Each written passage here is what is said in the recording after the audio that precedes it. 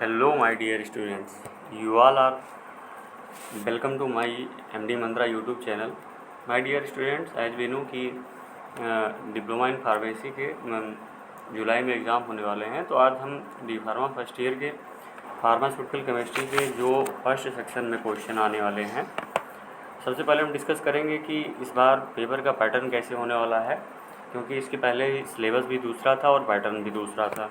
तो इस बार का जो पैटर्न ये है एग्ज़ाम का कि आपका जो पेपर रहेगा 3 सेक्शन में डिवाइडेड रहेगा, section A, section B and section सी।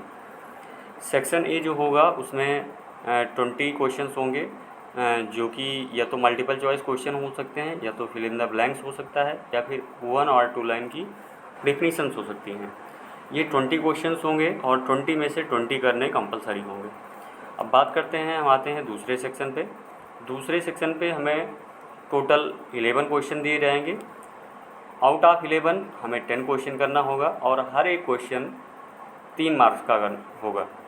तो 30 मार्क्स का हमारा सेकंड सेक्शन हो जाएगा।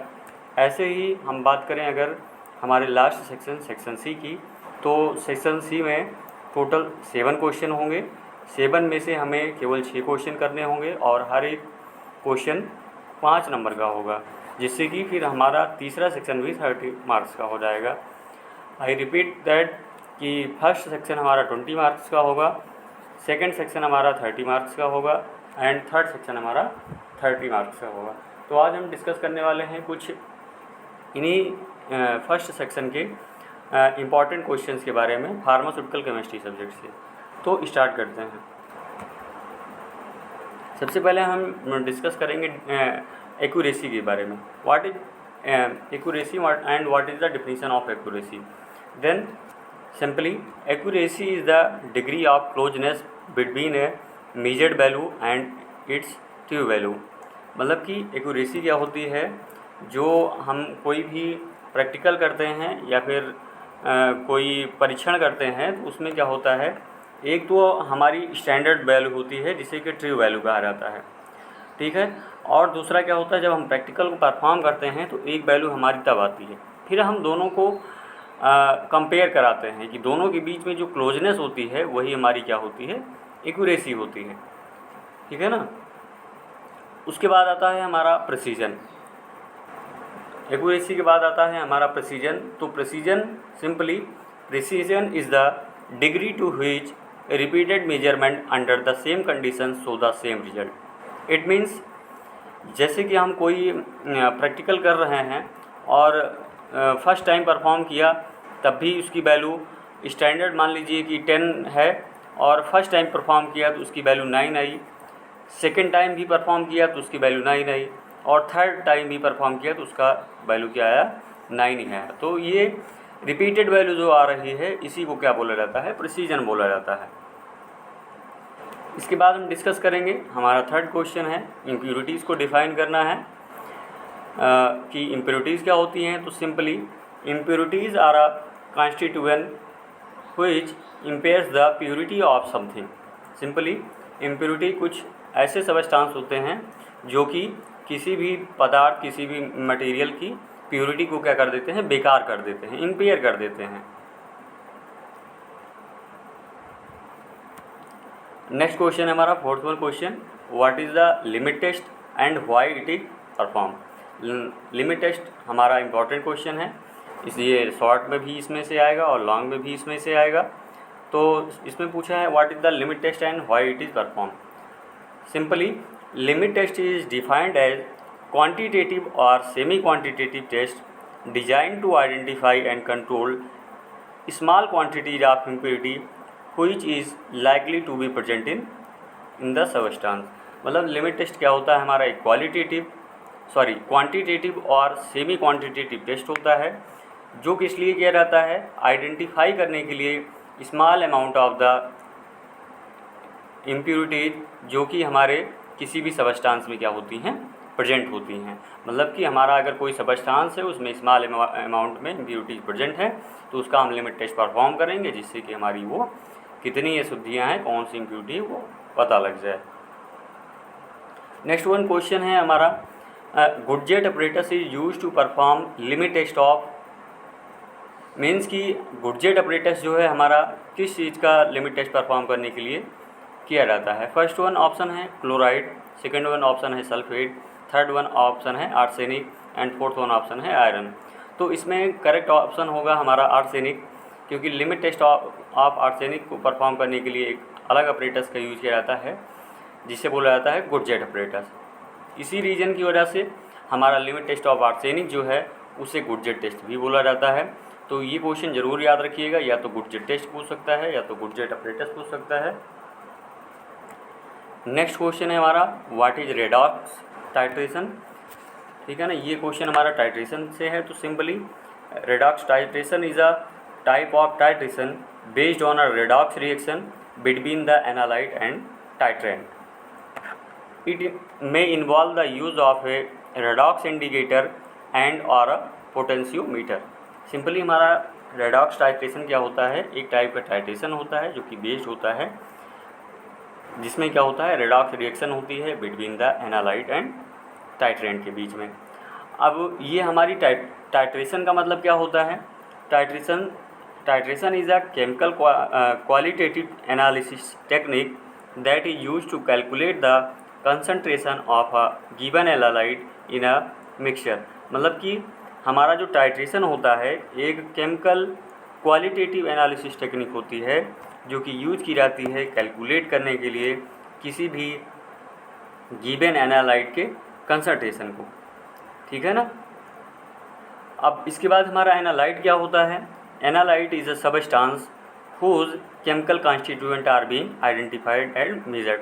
एनालाइट मीन्स कि हमारा एक ऐसा सबस्टांस जिसका कॉन्स्टिट्यूएंट जो है अननोन है और हमें क्या करना है आइडेंटिफाई करना है बाय यूजिंग द स्टैंडर्ड। उसके बाद दूसरा वर्ड है हमारा टाइट्रेंट। टाइट्रेंट क्या होता है। Titrant is a substance such as reagent solution of precisely known concentration that is added in titration. देखिए टाइट्रेशन में हमारा दो चीज़ होता है, एक एनालाइट होता है, एक टाइट्रेंट होता है। एनालाइट का जो कंसंट्रेशन होता है अननोन होता है और आइडेंटिफाई करना होता है। टाइट्रेंट जो होता है उसका कंसंट्रेशन हमारा नोन होता है और उसी को यूज करके हम क्या करते हैं एनालाइट के कंसंट्रेशन को डिटरमाइन करते हैं। इसके बाद नेक्स्ट वन क्वेश्चन है हमारा 7th क्वेश्चन है, इंपॉर्टेंट क्वेश्चन है haematinics. What are the haematinics, define haematinics. तो simply haematinics are a medicine that increase the haemoglobin content of the blood use to treat iron deficiency that is called anaemia. Means कि haematinics हमारी कोई भी ऐसी medicine होती हैं जो कि हमारे ब्लड में हीमोग्लोबिन के लेवल को क्या कर देती हैं इंक्रीज़ कर देती हैं। अब हीमोग्लोबिन लेवल इंक्रीज़ करने का मीन्स जब हमारे बॉडी में आयरन की डिफिशियंसी हो जाती है जो इसे एनीमिया बोला जाता है, तो हमें आयरन की ज़रूरत पड़ती है, तभी हमें क्या ज़रूरत होती है हेमेटनिक्स लेने की ज़रूरत पड़ती है। डिफरेंट टाइप के हमारे हेमेटनिक्स अवेलेबल हैं, जैसे कि फोलिक एसिड हो गया, विटामिन B12 हो गया एंड आयरन हो गया, ये सारे हमारे क्या हैं हेमेटनिक्स हैं। अब आते हैं हम अपने नेक्स्ट क्वेश्चन पे एंटासिड्स के बारे में। Define antacids. देखिए इसमें जितने भी क्वेश्चंस होंगे इसमें मैंने एक्सप्लेन करने के लिए पूरा एक्सप्लेन करके लिख दिया है इसमें, लेकिन आप लोगों को केवल एक या दो लाइन लिखने की ज़रूरत है। केवल एग्ज़ाम में जितना पूछा जाए उतना ही मैंने केवल एक्सप्लेन करने के लिए किया है। इसके बाद नेक्स्ट क्वेश्चन है हमारा डिफाइन एंटासिड। एंटासिड्स हमारे क्या होते हैं। एंटासिड मेडिसिन दैट प्रिवेंट्स और reduces too much acid specially in the stomach. Means कि हमारी जो एंटासिड्स होते हैं वो क्या करते हैं प्रिवेंट कर देते हैं और कम कर देते हैं किसको एसिड के अमाउंट को, जब हमारे स्टमक में एसिड का लेवल बढ़ जाता है। जब हमारे स्टमक में एसिडिटी हो जाती है तो हमारे स्टमक में एसिड का लेवल बढ़ जाता है और हमारे एंटासिड क्या करते हैं उसी को ट्रीट करने के लिए या फिर एसिडिटी को कम करने के लिए यूज़ किए जाते हैं। जैसे कि हमारी मार्केट प्रिपरेशंस हैं, जैसे कि इनो आता है हमारा, तो इनो क्या है एंटासिड है। उसके बाद हमारा आता है denture cleaner and denture adhesive. What are the denture cleaners and denture adhesives. Simply a denture cleaner also termed as dental cleanser is use to clean denture when they are out of the mouth. Means कि जो हमारे artificial teeth होते हैं उनको clean करने के लिए, साफ़ करने के लिए जो हमारे सबस्टांस मेडिसिन यूज किए जाते हैं उन्हीं को हम क्या बोलते हैं डेंचर क्लीनर और डेंचर क्लींजर। इसके बाद आता है हमारा डेंचर एडहेसिव। तो denture adhesives are pastes, powders और adhesive pads that may be placed in on dentures to help them stay in place. जो हमारे आर्टिफिशियल टीथ होते हैं उनको चिपकाने के लिए, उनको गम्स पे बनाए रखने के लिए एक मटेरियल्स का यूज किया जाता है जिससे कि वो उस पे क्या करें, अडहेयर किए रहें। उसी को क्या बोला जाता है, सिंपली कह लीजिए चिपकाने के लिए एक मटेरियल का यूज किया जाता है जिसे डेंचर एडहेसिव बोला जाता है। अब बात करते हैं नेक्स्ट क्वेश्चन की। Write two examples of medicinal gases. Example of the medicinal gases are nitrous oxide, carbon dioxide and oxygen. These all are the medicinal gases.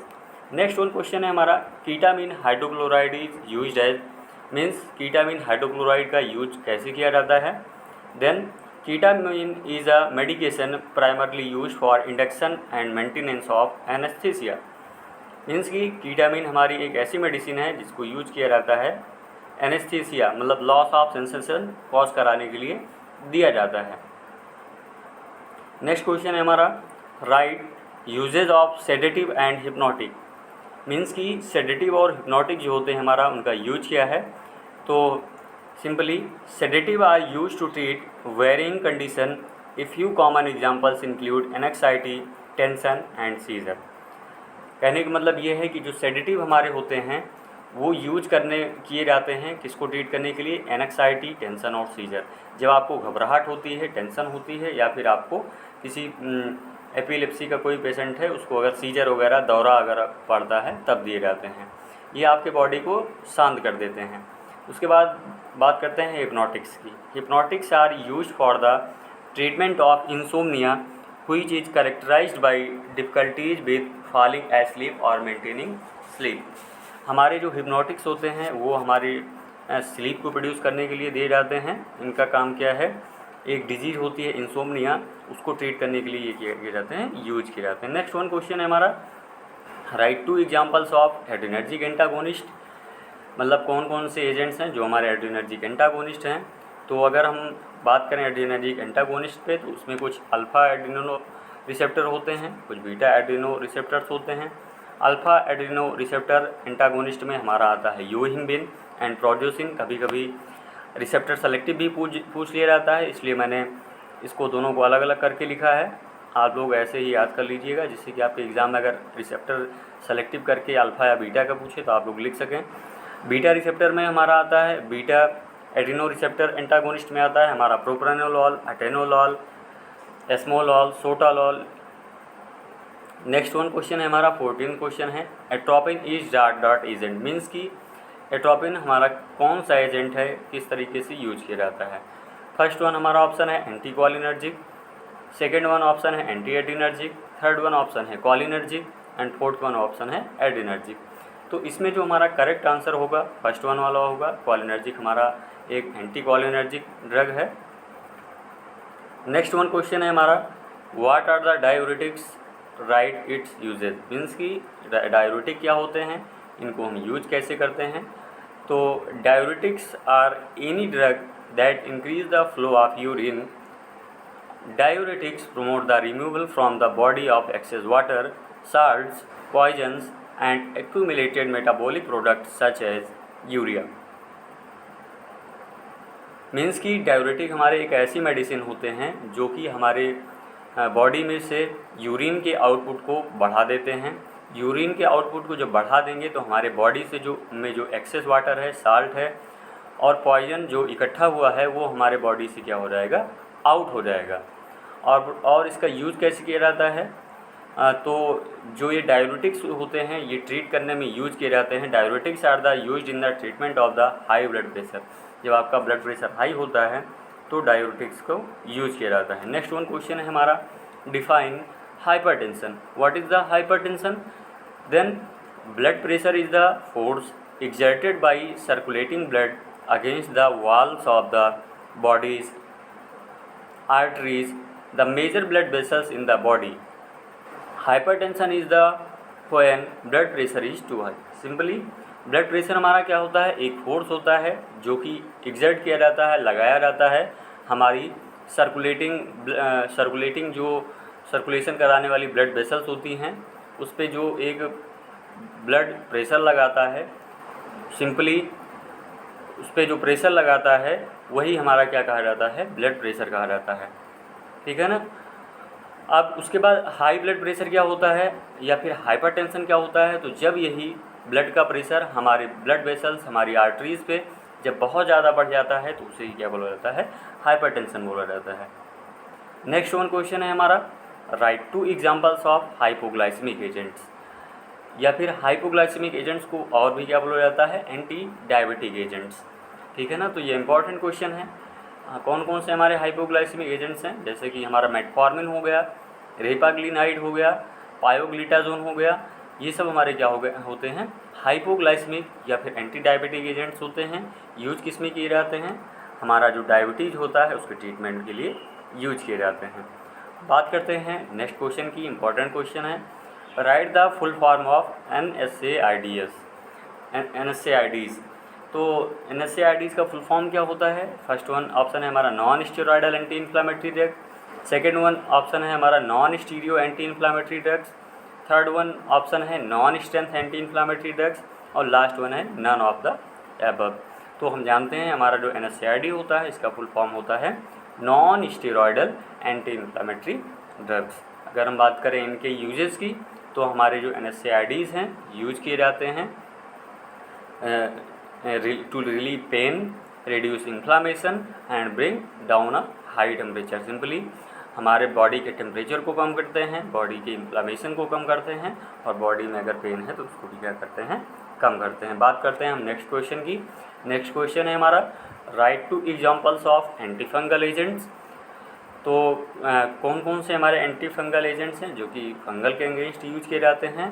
तो हमारे जो एजोल्स डेरिवेटिव है, जैसे clotrimazole, econazole, miconazole, terbinafine, fluconazole, ketoconazole, these agents are used as anti fungal agents. तो आपको केवल इसमें से 2 एग्जाम्पल लिखने हैं, आप कोई भी याद कर लीजिएगा। सेकेंड वन हमारा 20 क्वेश्चन है,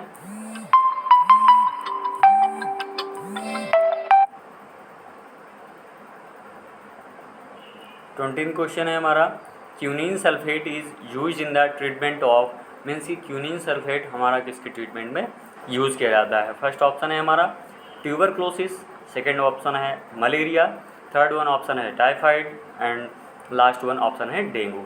तो इसमें हमारा करेक्ट ऑप्शन क्या होगा, मलेरिया, क्योंकि क्यूनिन सल्फेट को किस में यूज किया जाता है, किसके ट्रीटमेंट में, मलेरिया के। नेक्स्ट क्वेश्चन है हमारा, डिफाइन एंटीबायोटिक्स, मीन्स एंटीबायोटिक्स हमारी क्या होती हैं। तो इसकी 2 डिफिनीशन मैंने लिखा है, सिंपली आप कोई भी याद कर सकते हैं। सिंपली एंटीबायोटिक्स क्या होती हैं, antibiotics are a medicine which is use for destroying bacteria and curing infection. मतलब कि एंटीबायोटिक्स हमारे एक ऐसे सब्सटेंस होते हैं जो कि माइक्रो ऑर्गेनिज्म जैसे बैक्टीरिया, वायरस, इन सबको क्या करते हैं, डिस्ट्रॉय करने के लिए यूज किए जाते हैं और इन्फेक्शन को क्या करते हैं, क्योर करते हैं। नेक्स्ट वन क्वेश्चन है हमारा, write two examples of broad spectrum antibiotics. Means कि हमें ब्रॉड स्पेक्ट्रम एंटीबायोटिक्स के एग्जांपल लिखने हैं। तो इसमें हो जाएगा हमारा टेट्रासाइक्लिन एंड क्लोरमफेनिकॉल। ये दोनों जो हैं हमारी ब्रॉड स्पेक्ट्रम एंटीबायोटिक्स हैं और लार्ज वैरायटी ऑफ डिजीजेस को क्या करती हैं, ट्रीट करने में यूज की जाती हैं। लार्ज वैराइटीज ऑफ माइक्रोब्स को किल करने में ये हेल्प करती हैं। नेक्स्ट वन क्वेश्चन है हमारा, cyclophosphamide is use in the treatment of, means cyclophosphamide का यूज़ हमारे किस चीज़ के ट्रीटमेंट में किया जाता है। पहला ऑप्शन है हमारा डायबिटीज़, सेकेंड वन ऑप्शन है कैंसर, थर्ड वन ऑप्शन है anaemia, and fourth one option है हमारा टाइफाइड। तो हम जानते हैं कि साइक्लोफॉस्फामाइड हमारा कैंसर के ट्रीटमेंट में यूज किया जाता है, एंटी न्यूप्लास्टिक एजेंट्स हैं। तो इसमें हमारा सेकेंड वन ऑप्शन सही होगा। बात करते हैं नेक्स्ट क्वेश्चन की, write two examples of anti tubercular drugs. Anti tubercular drugs क्या होती हैं, जो हमारी ट्यूबरक्लोसिस के ट्रीटमेंट में यूज की जाती हैं। तो इसमें आपको कोई इतने सारे एग्जांपल दिए गए हैं, कोई 2 एग्जांपल आपको याद करने की ज़रूरत है। इसमें एंटी ट्यूबरकुलर ड्रग को क्लासीफाई किया गया है दो पार्ट में, first line anti tubercular drug और second line anti tubercular drug. First line में हमारी आती हैं आइसोनियाजिड, रिफैम्पिसिन एंड इथैम्ब्यूटॉल, और सेकेंड लाइन एंटीबायोटिक्स में हमारी आती है लियोफ्लॉक्सासिन एंड मॉक्सिफ्लॉक्सासिन। तो आपको इसमें से कोई दो एग्जाम्पल याद कर लेने हैं। नेक्स्ट क्वेश्चन और लास्ट क्वेश्चन है हमारा, cotrimoxazole is the combination of, means कि क्वाट्रीमोक्साजोल किसका किसका कॉम्बिनेशन होता है। तो फर्स्ट वन ऑप्शन हमारा दिया गया है trimethoprim and sulfamethoxazole, second one option है हमारा sulfonamide and tetracycline, third one option है हमारा sulfonamide and sulfamethoxazole, and fourth one option है नन ऑफ द एबव। तो हम जानते हैं कि क्वाट्रीमोक्साजोल जो हमारा होता है सल्फामिथाक्साजोल और ट्राइमीथोप्रिन का क्या होता है, कॉम्बिनेशन होता है। तो इसमें हमारा फर्स्ट वन ऑप्शन क्या हो जाएगा, सही हो जाएगा। Thanks for watching. ऐसे ही हम डे बाई डे हर एक सब्जेक्ट के जो फर्स्ट सेक्शन वाले इंपॉर्टेंट क्वेश्चंस हैं हम 25 कर करके डिस्कस करते रहेंगे। Thanks again for watching to this video.